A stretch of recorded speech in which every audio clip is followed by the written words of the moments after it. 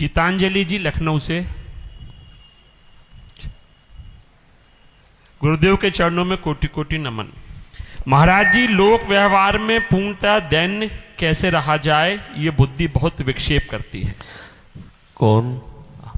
हाँ, ये बुद्धि तभी तक विक्षेप करेगी जब तक आपकी रहेगी। आप जैसे अपने को स्त्री माने हुए हैं, शरीर माने हुए हैं, और जब तक आप अपनी बुद्धि अपने को स्त्री भाव में, शरीर भाव में लगाए तो विक्षेप ही देती रहेगी। और जब ये बुद्धि श्री कृष्ण चरणों में, प्रियाजू के चरणों में लग जाएगी और आप अपने को प्रियालाल का मानेंगे, प्रियालाल को अपना मानेंगे, उसी दिन हर विपत्ति, हर विक्षेप, हर निंदा, हर अपमान, हर तिरस्कार आपके हृदय में मोद पैदा करेगा, आनंद पैदा करेगा। ये बात सबकी समझ में नहीं आएगी। कोई किसी की निंदा करे उसे मोद होगा, आनंद होगा? नहीं होगा, वो जलेगा। कौन जलेगा? जिसने इस निंदा के पात्र शरीर को मैं माना है वो जलेगा, और जिसने प्रभु को अपना मान लिया वो आनंदित होगा।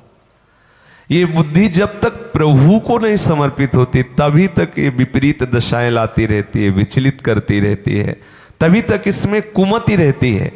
और जिस दिन ये प्रभु को समर्पित हो जाती है तो ये सुमति हंसिनी हो जाती है। ये प्रभु के गुणगण रूपी मोती को चुगती रहती है, बहुत प्रफुल्लित रहती है।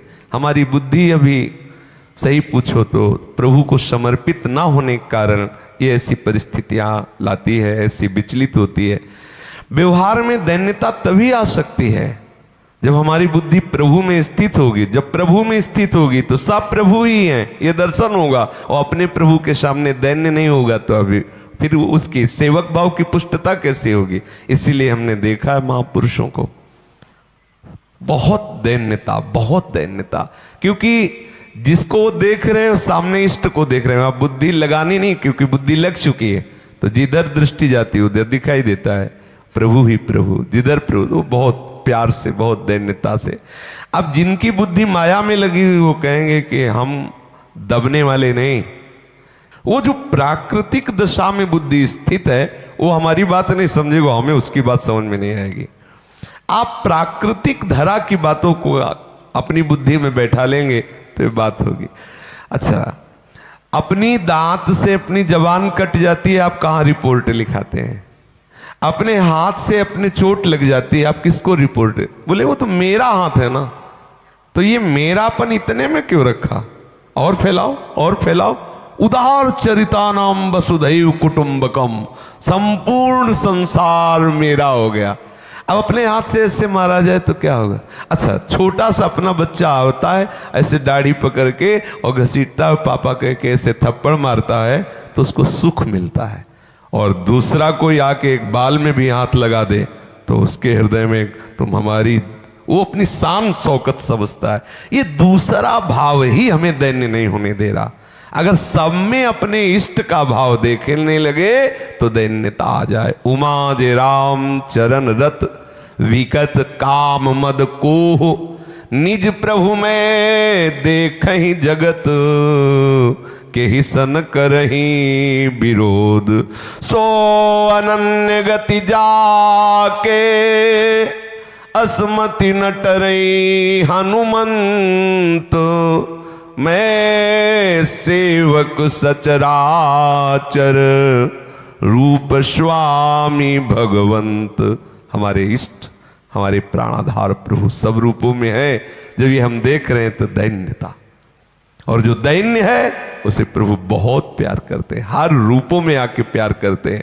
पर इसके लिए हमें चाहिए खूब नाम जप करें, रसिकों का संग करें, धर्म पूर्वक चले, जो भी कर्म बने वो सब प्रभु की प्रसन्नता के लिए समर्पित करें तो हमारी बुद्धि भी समर्पित हो जाएगी। जिस दिन बुद्धि समर्पित हुई तो उस दिन पहचान है, सब जगह प्रभु दिखाई देंगे। प्रभु कह रहे मय्येव मन आधत्स्व मयि बुद्धिम निवेशय, तो निवसिष्यसि मय्येव अतूर्ध्वम न संशया। यदि तूने मेरे में बुद्धि समर्पित कर दी, मन समर्पित कर दिया तो तू मेरे में निवास करेगा। मेरे में निवास का मतलब क्या है? यो माम पश्यति सर्वत्र सर्वम च मयि पश्यति तस्याहम न प्रणश्यामि सच में न प्रणश्यति। वो सर्वत्र मुझको देखता है, सबको मेरे में देखता है, मेरे को सब में देखता है। महाआनंद, दूसरा कोई है ही नहीं तो किसके सामने अभिमान करें? वही इष्ट, मेरा प्यारा। समझ रही सखी? जब तक ये भाव नहीं आएगा कि सब मेरे इष्ट हैं, तब तक वास्तविक दैन्यता नहीं आएगी।